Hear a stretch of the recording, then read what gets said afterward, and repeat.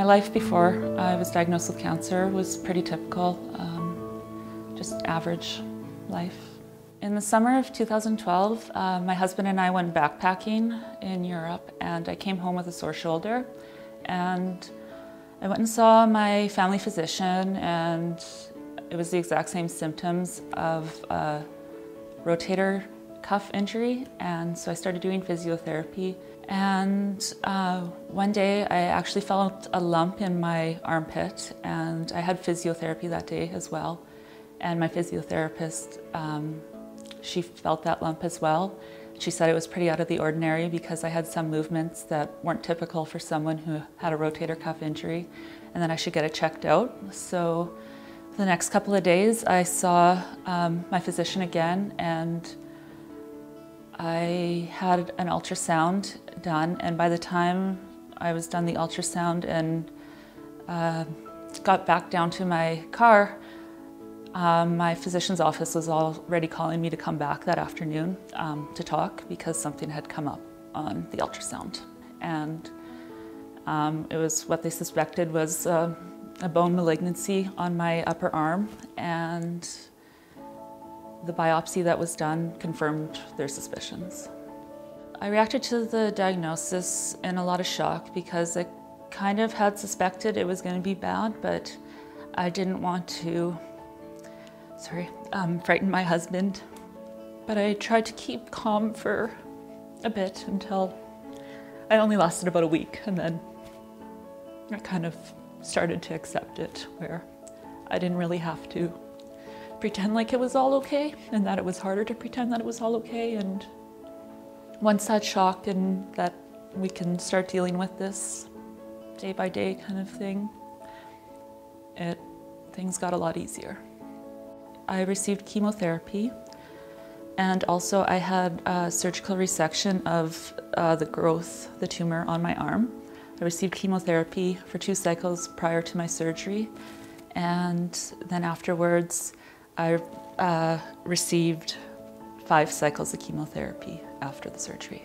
Chemotherapy physically affected me I became very nauseous, and it was just, once you're nauseous, and it's just kind of harder to do everything else. I lost my appetite, and I dealt with the stress of the diagnosis probably, if I didn't have my husband, I probably would have been like way worse off. I owe a lot to Mark. From the diagnosis, he stopped working, and I was pretty much hospitalized from the date of the diagnosis till in the end of April to when I got out right before Christmas, with a few days and weekends at home. But it was just, if I didn't have him there in the hospital, I wouldn't have been able to deal with it.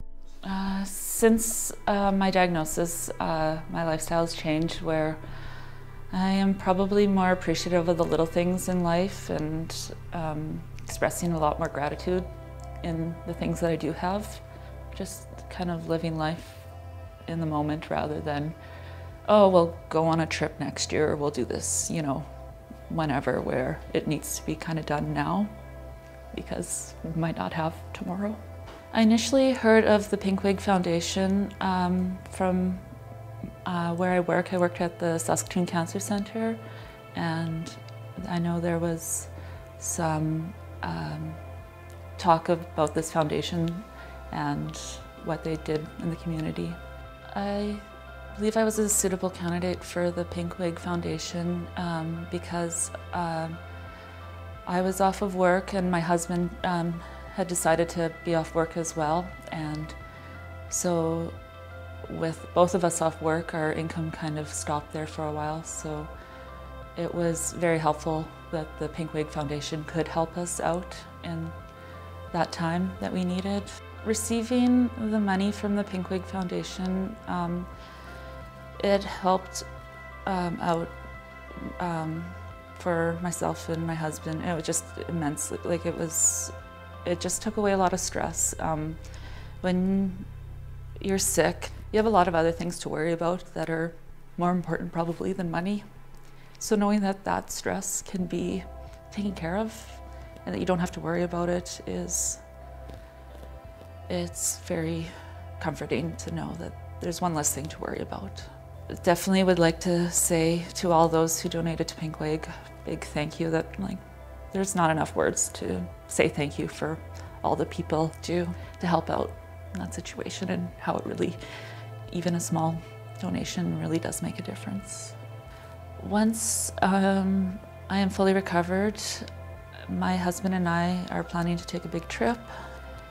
Fully recovered enough to enjoy the trip, where I'm not still sick, and that day is right around the corner, and I know it's coming up soon, so it's exciting to know that we can finally have a break from it all and recoup and just start healing from what has happened. Some words of wisdom, or to say to someone who's just diagnosed with cancer, is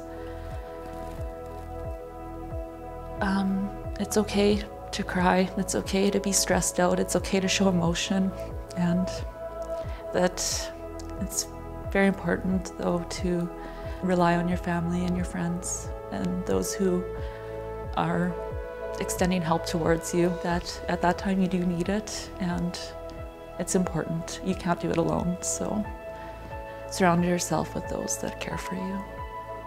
Just say thank you for what Pink Wig Foundation has done.